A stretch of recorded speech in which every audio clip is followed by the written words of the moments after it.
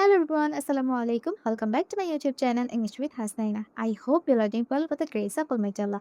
আজকের ভিডিওতে আমরা মোস্ট কনফিউজিং পার্ট নিয়ে আলোচনা করব, সেটা হচ্ছে I have been এবং I had been এই দুটোর ভিতরে পার্থক্য কোথায় এবং I had কখন কোনটা বলতে হয়।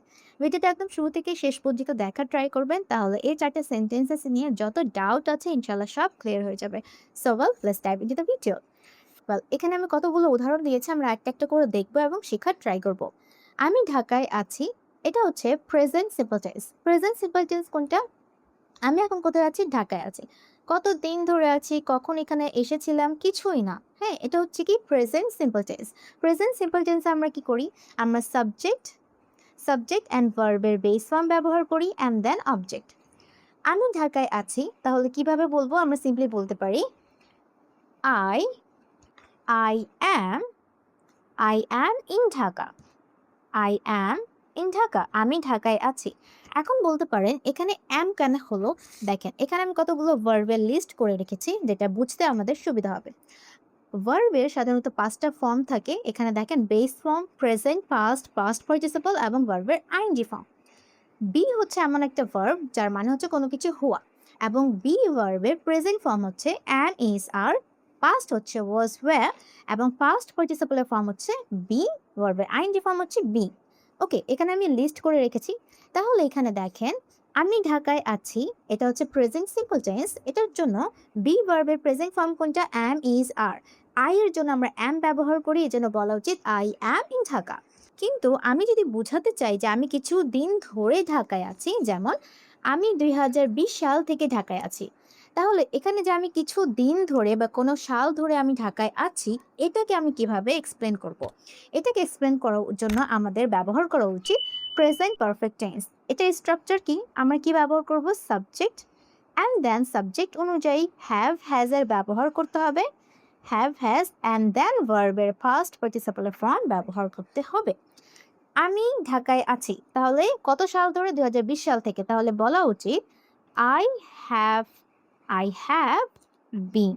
এখানে বিনের ব্যবহারটা করতে হবে। I have been in Dhaka since 2020। আইটা হচ্ছে আমার সাবজেক্ট, এই হ্যাভটা আসছে আমাদের রুলস অনুযায়ী।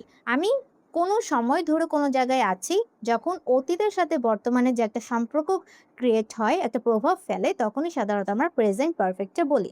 2020 সাল থেকে আমি 2020 সালে আমি ঢাকায় এসেছিলাম এবং এখনো আমি আছি, আমি এরকম বুঝাচ্ছি, তখন সাধারণত এই টেন্সের সেন্টেন্সটা বলা উচিত আই হ্যাভ বিন। এখানে বিন কেন আসলো?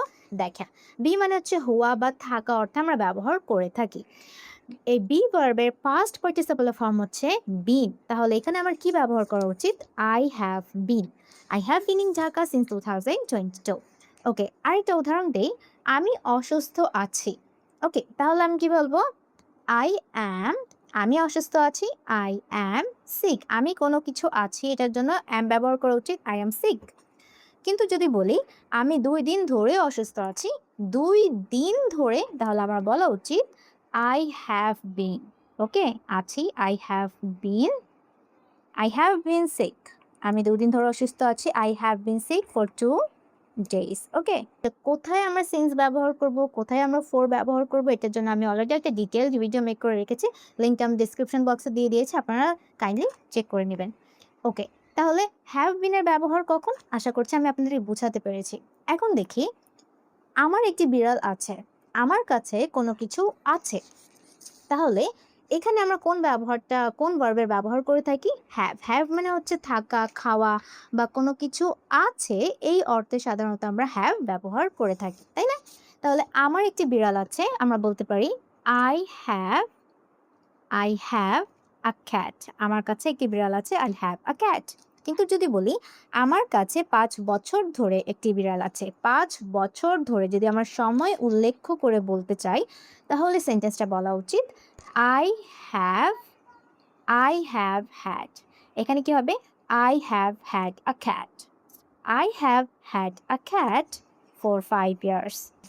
হ্যাভ ভার্বের ফার্স্ট পার্টিসিপলের ফর্ম হচ্ছে হ্যাড, এটার জন্য আমার কি ব্যবহার করা উচিত? Had. I have had a cat for 5 years।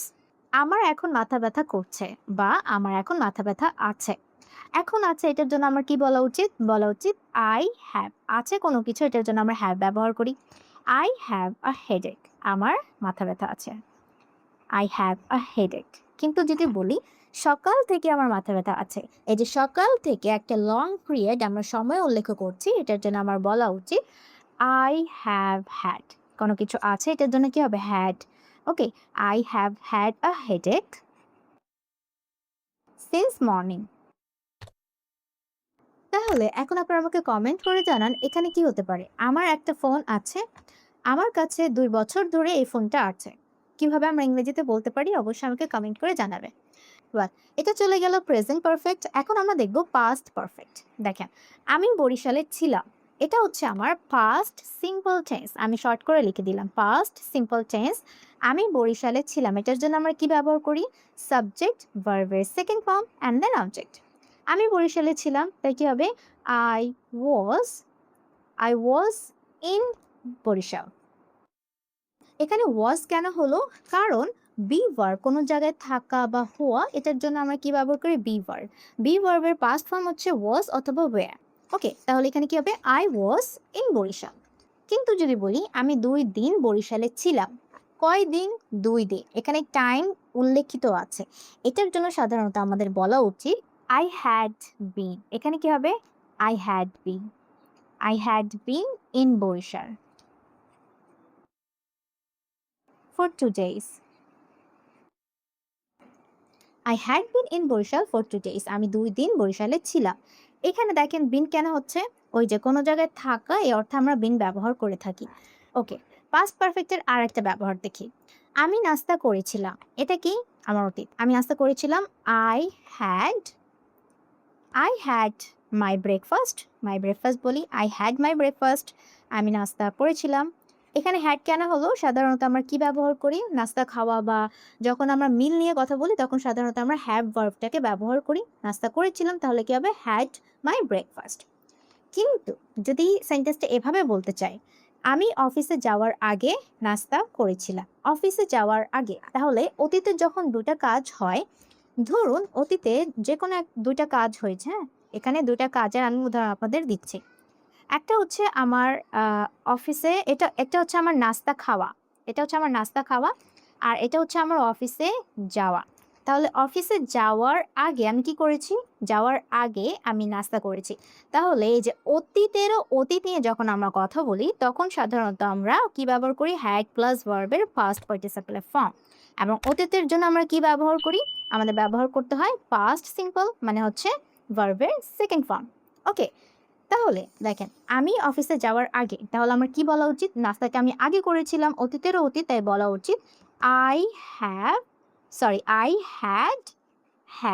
I had my breakfast before I went to the office